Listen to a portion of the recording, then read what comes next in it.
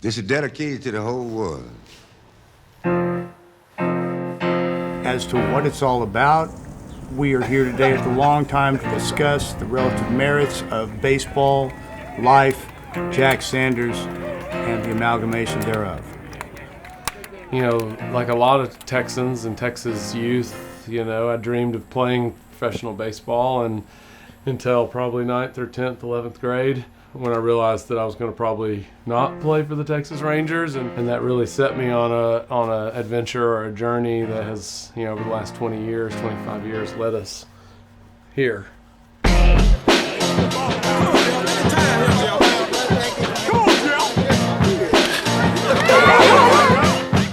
Imagine that you left the comforts of the city and you went out beyond the place where you thought it was okay and beyond the place where you thought you should be and went out to this place where there's absolutely no reason to be there at all.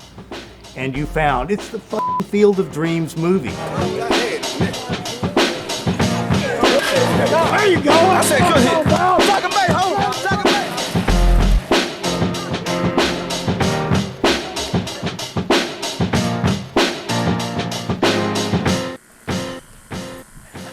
Evidence of what may possibly take place here on days other than Sunday at 4:30. It appears that possibly deers come and shit here. When the weekend would come, most of my student peers would get in their car and go back to Auburn because there's a fraternity party or something, and I was like, see y'all Monday. I'm staying here, you know. August 25, 2000 is the first tape I shot. And it's literally me like going over the hills with the radio playing, going into Alabama, and then I go straight to a baseball game.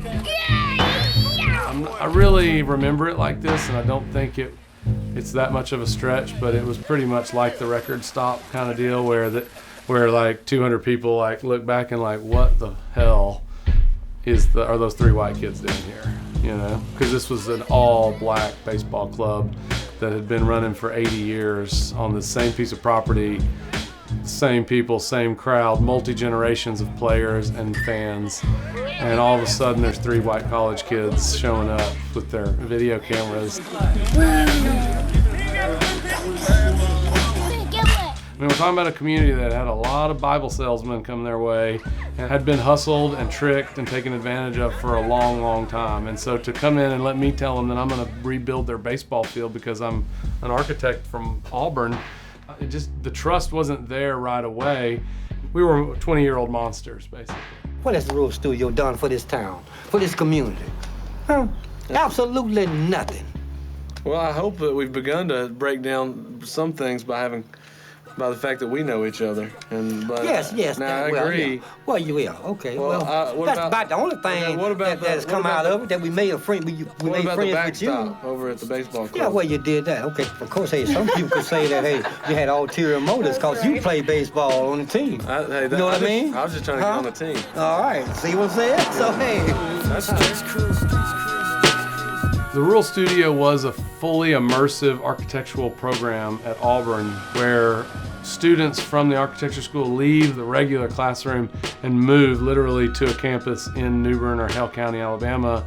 And you'd be hard pressed to talk to anybody that went to architecture school that doesn't know that architecture education has changed because of Sambo. What Sambo knew is that this was really about the opportunity to engage with the invisible of our culture.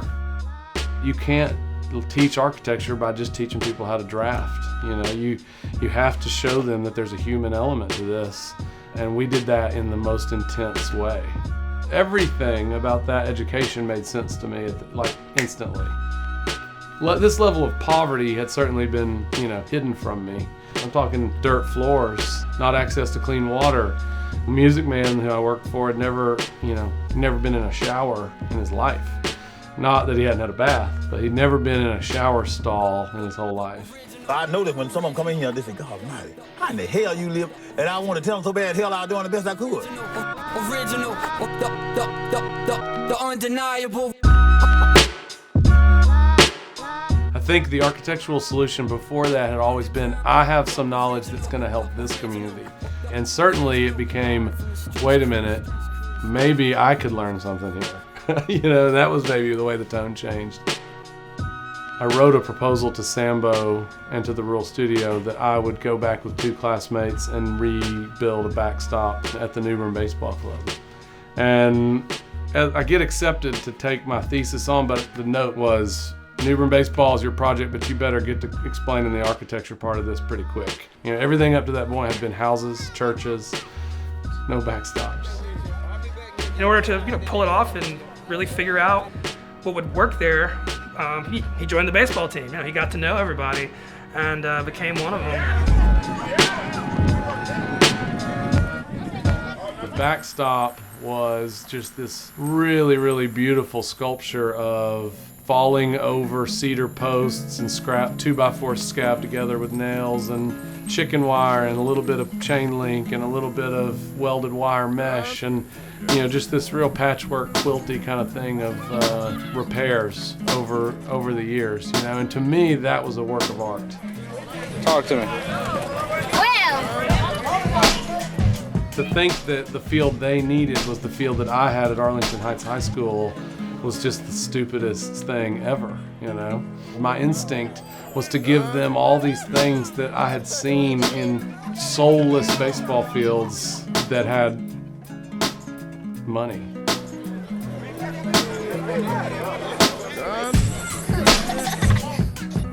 Like the Fenway influence, not just like I'm into Fenway and the Red Sox, but I am because they're classic and because that field was built for a community, in a community, and shaped by literally the architecture of that community. That's kind of what has happened here too. And so I go to this lecture and there is this thick, ballsy, confident dude that I'd never seen before. And I remember he said something like, and because nothing is sacred, everything is sacred. And I was in. And I had a boyfriend at the time. And I remember thinking, I'm done. I didn't even know what his name was. And I just thought, this is it. His stuff was dirty and messy and beautiful. I'm gonna build me a heaven of my own. I mean, the interesting thing about Jack, I have no idea whether Jack makes money as an architect. I don't even know if Jack knows if he makes money as an architect. And I don't think he cares. He wants to make and do things that just he finds delightful. Not in a kid way, but in a sort of, wouldn't it be cool if sort of way. All of these and I actually think building the baseball field was the best manifestation of I am throwing caution to the wind. I want to build this because I love it. And it represents so much of what I'm trying to do in my professional practice that I know it'll work. Call myself Jesus. Because of the distances along these lines here, I never really thought that building a baseball field on this property would work. Jokingly, I just called this the meantime. We're standing out in the middle of this big field, and I'm like, Jack, why don't you just build the fucking baseball field here? If it's a short field. We're old. When he walk up and says, I'm walking God, I'm gonna say no. Out in the middle of nowhere, there's some crazy guys doing a crazy thing, and you want to see it. I guarantee it. We've built our own baseball stadium, and it's got a dugout that used to be a chicken coop. How do I know? Because there's still chickens in it. And oh yeah, we've got a bar that also looks like a chicken coop. And we can take the drinks from the bar into the chicken coop. Listen, there's more. We've got pecan trees, and we've got places the kids can run, and there's gonna be a watermelon race in the middle of it, and dogs can run on the field. They might steal the ball, and that's okay. There's some guy who's half naked who's gonna do backflips going into home plate. Are you telling me you don't want to see that? What the f is wrong with you? I'm gonna tell you something, and God knows it's true. Luckily, my neighbor loves baseball. He agrees to just give me 30 feet temporarily. Why would I come and ask you, God, when I know just as much as you do? I just like to, just make sure y'all are cool with all the rules and if any of them made sense to you. I mean, the main one is the home run rule. If a player hits a home run from their natural side, the rest of the game they'll hit from the other side of the plate. If you hit from that side too, you just become a legend.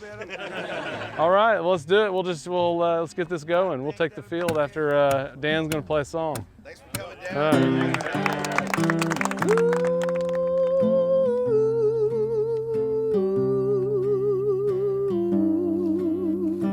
When we're here at the Long Time, we're engaged in play. Here at the Long Time, we are engaged in damn it! At the Long Time, here, this field of dreams, we are not busy. We are engaged in being unbusy. They've been trying to get me to play, but I'm too old. I got the spirit, but not the energy. Sanders on deck, drinking a long neck. Okay, so the Texas Playboys are a sandlot baseball club, Austin-based sandlot. Jeez. And the first thing that came to my mind was that photo of Bob Wills and the Texas Playboys all lined up by a van, and they all have bolo ties. Maybe I made up the bolo tie. Maybe they have ties. But a lot of them have fiddles, and there's like a horse, and then there's this big colorful bus. And so immediately I just kind of thought, that's it, we'll be the Texas Playboys baseball club.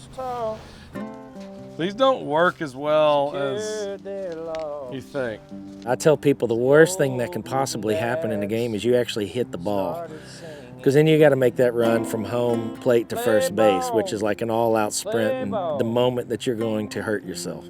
Pull a hamstring, twist an ankle, have a heart attack, one of those things. You know, like mentally I'm at my peak baseball-wise, but physically, you know, I'm hanging on by a thread. Literally, I think the shoulder is hanging on by like a thread or two. Yeah, I never loved baseball. I never understood baseball. It was a mystery to me. It's a mystery to me now. But what's not a mystery to me is watching people out on that field, the way they look, the look in their eyes, and they're going back to that child they were. And yet they're also still that adult they've become.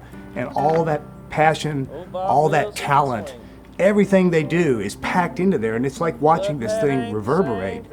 You know, child, adult, and it's magical to watch, I think. I kind of look at the Rangers like a mega church.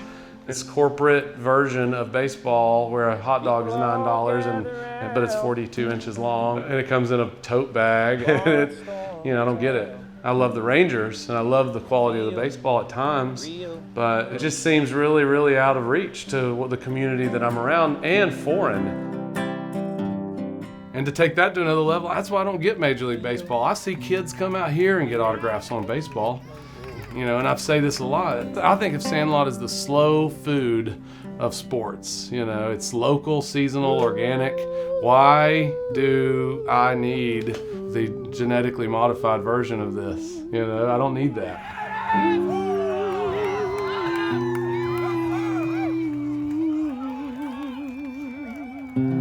The purpose is community. The purpose is friendship. Baseball is the excuse, but not the reason. And knowing Jack and talking to Jack about the philosophy of the Playboys is an indicator of somebody not getting it, with being them taking it too seriously. You know, other than home run total career, I don't know if any other stat is relevant. As a matter of fact, I don't know the score of the game ever. I'm usually a little frustrated when people are leaning on me for the score, and we have to do that thing where everybody raises their hand. So we thought it'd be nice to honor Prince, and that has been Purple Rain, one of Prince's songs, which is kind of a slow, brooding, high-arcing song that really brings out a lot of emotion.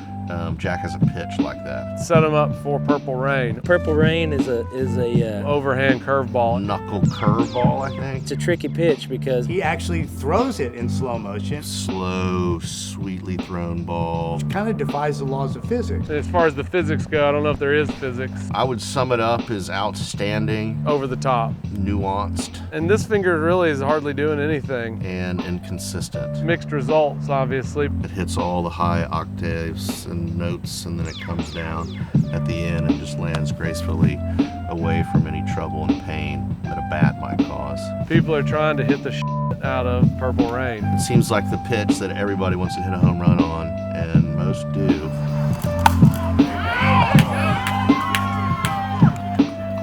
I don't think we're just a bunch of aging hipsters, but if somebody makes that charge, I will accept it, and I can see the valid point in that, you know? You know, when I got the Newbern Baseball Club project, I remember thinking, this is a project of a lifetime. Like, this is the project of a career. This will make your career, you know? And then at the end of it, all I could think of was, God, what I would do differently on the next one. And it's tireless. You know, that's the design, build adventure.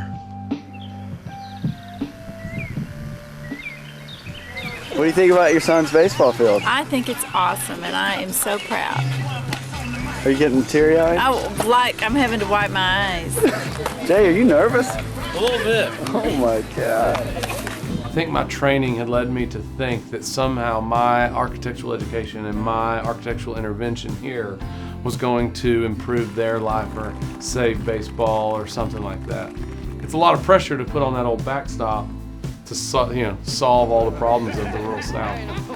But in the long run, what's happened is, I took the Texas Playboys back there twice. The first year, they got to see it. The Playboys saw what I saw, which was families, catfish, beer, the whole deal. Austin versus Newbern.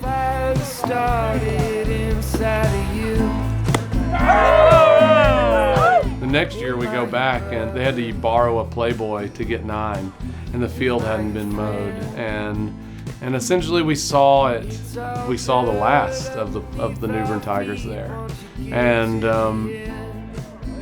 it seemed it was just sort of a slow fade over a number of years where the younger generation sort of lost interest, and just that was the end of the Newbern Baseball Club. Then suddenly it all started to shift, like, oh, well, maybe the impact that I can have on Sandlot baseball was not to save it there, because it's impossible. But what we could do is preserve it by growing it in a new format and for a new community. And so it shifted. I was driving home with my wife after one of the Playboys games out here at the Lawn Time, and I said, Sarian, I'll just stop and think about it. We've known Jack for all these years, and he's always putting together these events and bringing people together and like growing a community, and there's always these big social things that he's putting together. I said, but do you think a lot of other people have a friend that does stuff like this? I mean, this is, like, think about it. This is incredible. Look what he's built. He's built this huge field, all these great people he brings together. She goes, yeah, you're right. I was like, I know. I mean, he's our friend, so we don't, maybe we don't think it's that crazy or special or different anymore, but it's really special. Sambo would always talk about the students that went through his Real Studio program, and he would say, it's not about what they're gonna do tomorrow or next year or a couple years, it's check out what they're doing in 20 years. Come back then and let me know what they're doing, because they're gonna be doing amazing things. I know Sambo would be super proud. He probably would have said, I knew he had it. I knew he had it. It's all good underneath our feet in the end. Delta days return to burning to forever. You missed it. I understand your point, and I was worried about it too, but you know what? It rocks on. We live on. We will keep this discussion going, and the discussion is not going to go away. Go beyond the pale, show up at the game, be in the game, or watch the game. You're part of it either way. Whether you're on that side of the fence or this side of the fence, it's not about being cool. It's not about how much money you have. It's not about whether you're good at this or not. It's whether you just want to be here and be with us.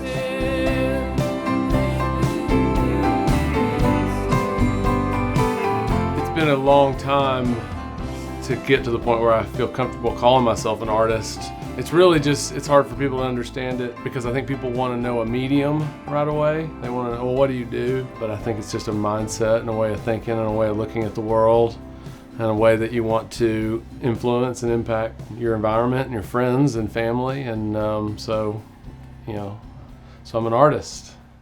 We're the Texas Playboys from the Lone Star State.